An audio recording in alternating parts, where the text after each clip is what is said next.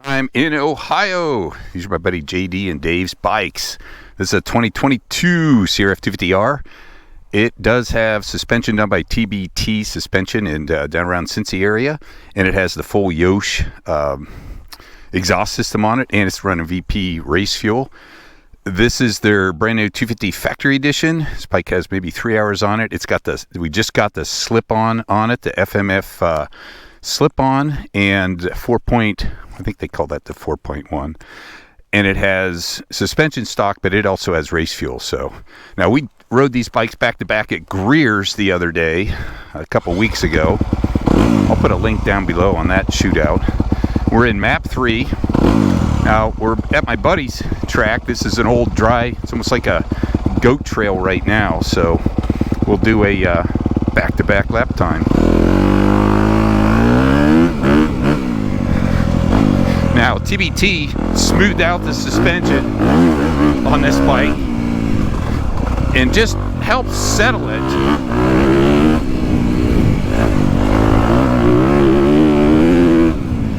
And man, the race fuel and the pipe just liven up that, kind of give it a lot more torquey response.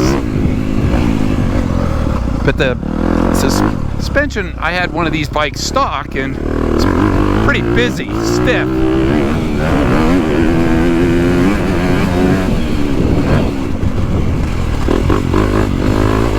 And once we redid it, it's definitely a lot better. Now the CRF still has I call a reactive chassis. Definitely racks to all your inputs and the track inputs. You feel a lot of the track. It's a firm chassis.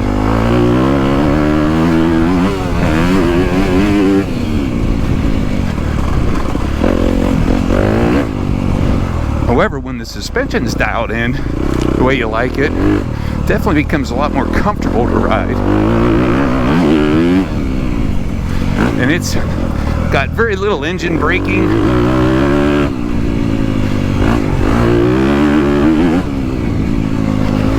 And it's flickable, especially for a 250F.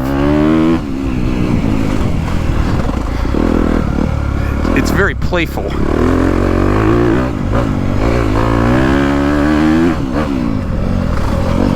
And when you do these rides back to back, you can really feel a difference in the bikes.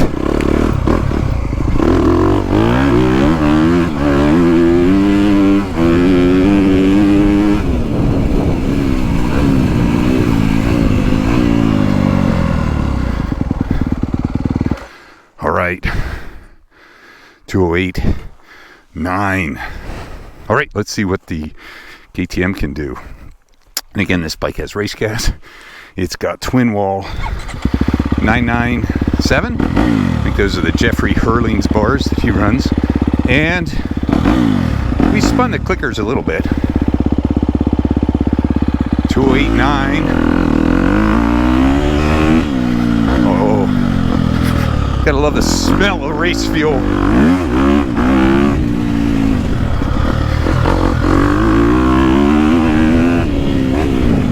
Now, I've been riding my stock 250 FE, which doesn't have race fuel or an FMF, and I'll do a back-to-back on that here shortly. But you can definitely feel that extra oomph from the muffler and the race fuel.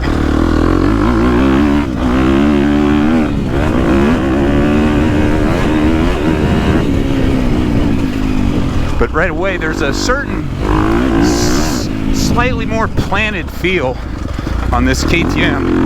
It's definitely a little less reactive of a chassis. And compared to last year's KTM chassis, I'd say it gave up a little bit of that kind of super light up front end feel, especially with the air forks, for just a little bit more stability at speed.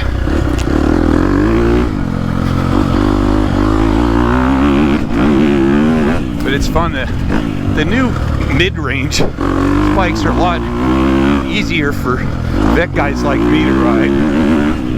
So you don't have to really rev them all the way out. They still pull good.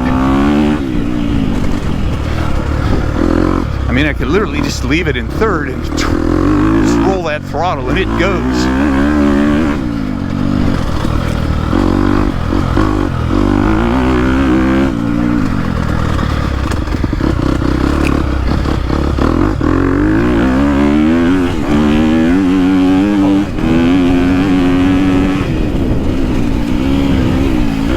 KTM's pull. 2068. So 2088, 2068. Well, I have typically lately been quicker on the steel frame bikes, but the 250 FE, it revs, got compliance, still has a quick action to it. Boy, I love these bars. They're a little taller than stock. Ergos feel great on this bike. Map 2, race fuel, that pipe. Definitely more noisy, but it gives it a little more bark. The Honda, boy, I don't know that any 2DF matches the agility. This bike is light, and it feels light, and super low engine braking. So it kind of floats around there too, and it's finally got some low to mid. And again, race gas in that pipe, wow, it's definitely noticeable.